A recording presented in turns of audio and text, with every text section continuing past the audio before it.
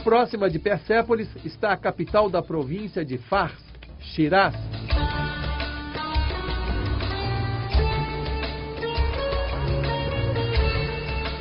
Shiraz, essa cidade onde estamos, foi há alguns séculos capital do Irã.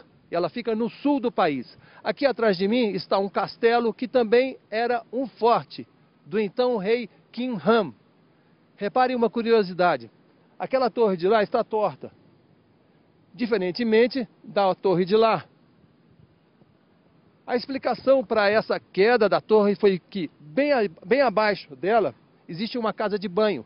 E a infiltração durante os anos, havia um vazamento lá. Acabou fazendo com que a estrutura cedesse. Os traços que lembram força e poder estão evidentes na arquitetura. Shiraz é um importante polo industrial, eletrônico e petroquímico, mas ela é lembrada por ser a cidade dos poetas, das flores e do vinho. Dois dos principais poetas persas nasceram aqui, Saadi e Hafez. Seus túmulos ficam em belos jardins. Saadi viveu no século XII. Sua poesia trazia misticismo e ensinamentos para a vida cotidiana. Foi a base de inspiração para o poeta Hafez do século XIV. Até hoje, um dos mais influentes na cultura iraniana. Ele cabeou ao Corão de cor. Então tem muita gente que tem essa crença sobre sobre os poemas dele, e muita gente acredita que o significado desses poemas se reflete na vida real. É curioso perceber que os visitantes do túmulo de Hafez o tocam assim que se aproximam. Aqui no Irã, quando chegar no túmulo de alguém, você chega, bate no túmulo, para chamar a pessoa. Eu tô aqui para te ver, para visitando a pessoa.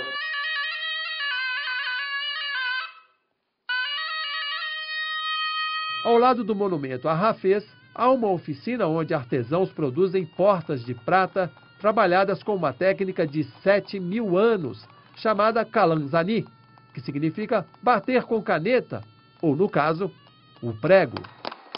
Esses artistas estão fazendo uma porta para o túmulo de Alá Hussein, neto de Maomé. O túmulo fica no Iraque. É difícil acreditar que marteladas tornem um material tão belo. Aqui é o sítio arqueológico de Naxchran-Stan, no sul do Irã. Aqui estão os túmulos de alguns dos reis da Pérsia. Os túmulos encravados numa grande rocha pertencem aos imperadores Xerxes I, Artaxerxes I, Dario o Grande e Dario II. No sítio também se encontra um templo do fogo zoroastrianista. Templos do fogo são encontrados em diferentes locais do Irã, como esse, em Isfahan.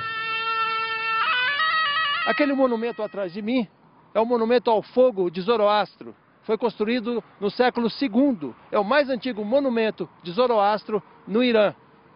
A religião de Zoroastro, podemos dizer zoroastriana, foi a religião oficial do Irã por milhares de anos. Até que, na metade do século VII, a religião oficial passou a ser muçulmana. Essa chama na cidade de Yazd está acesa há mais de 700 anos. Ela foi transferida para esse templo do fogo moderno, a Ahura Mazda, em 1934.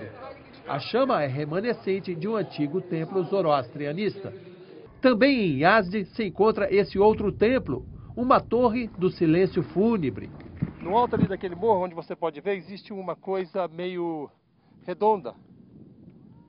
Ali, os corpos das pessoas mortas ficavam expostos, esperando que os animais os comessem, porque nessa religião eles não permitiam que as pessoas fossem enterradas, para não contaminar o solo. Yazd é uma cidade milenar, com cerca de 500 mil habitantes. Fica no deserto de Kavir, a quase 700 quilômetros de Teherã. Ela é a capital da província de mesmo nome, Yazd. Como se trata de uma região seca, de difícil sobrevivência, a cidade foi procurada por religiosos em busca de tranquilidade ao longo dos tempos. Hoje, Yazd é reconhecida pela religiosidade de seu povo. A maior parte das mulheres se cobre com o chador, um tecido preto que as deixam parecidas com irmãs de caridade. Estou num quarto de hotel do Irã. No Brasil, em todo quarto de hotel, há uma Bíblia. Aqui, obviamente, há a Bíblia islâmica, vamos dizer assim, que é o Alcorão.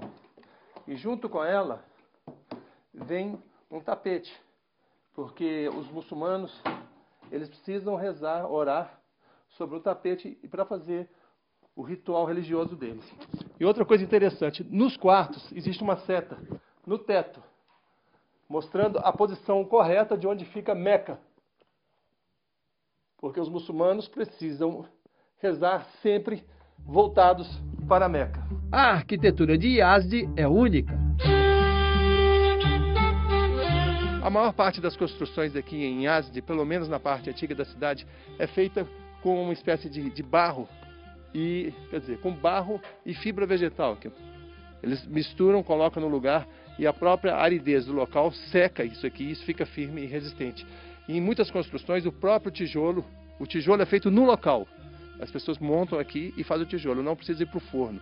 Aqui é tão quente, é tão seco que o tijolo se forma e a parede fica feita.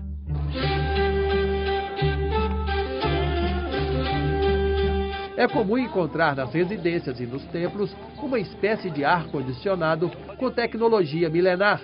São os badirês, torres semelhantes a chaminés que captam o vento e permitem que o ar frio circule no interior dos prédios.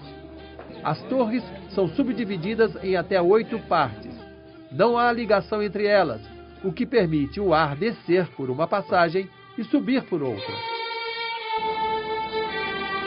Na mesquita central, construída há mais de 600 anos, a arquitetura impressiona.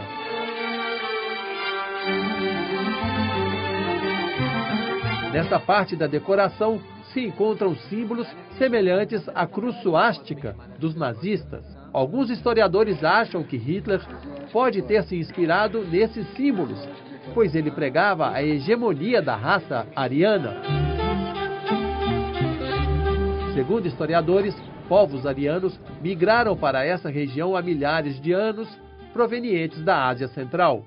Como a cidade de Yazd fica no meio do deserto, a prefeitura precisa tomar algumas atitudes para melhorar a situação, o ambiente. Aqui a gente pode ver, há um canal que funciona, correndo água. Mas não é o dia inteiro. Tem hora certa para correr água, o dia certo para correr água. Hoje, a água de Yazd vem da província de Isfahan por grandes tubulações com dezenas de quilômetros. Mas por milênios, esse povo valente e determinado trouxe para cá a água do degelo das montanhas que ficam distantes daqui. Vinha por aquedutos e tubulações. Surpreendentemente, a gente ainda encontra na região grandes jardins que pertenceram a reis e homens poderosos, como esse, o Jardim Parlavampur, na cidade vizinha Meheriz.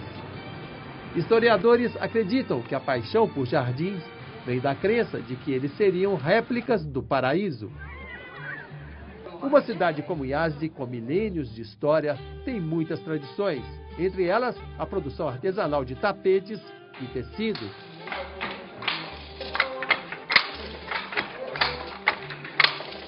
Na região desértica encontram-se várias pousadas onde ficavam hospedadas as caravanas que transportavam mercadorias em dromedários.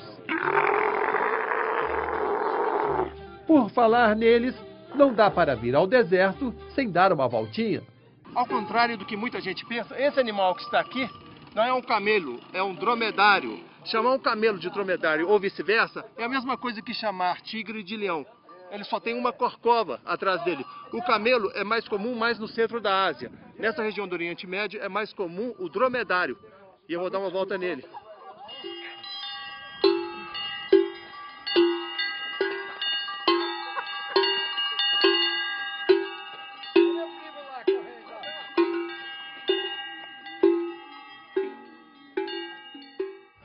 Essa região é uma área nobre de Teherã. Nessa parte aqui há 18 palácios. E era aqui que vivia Shah Reza Pahlavi.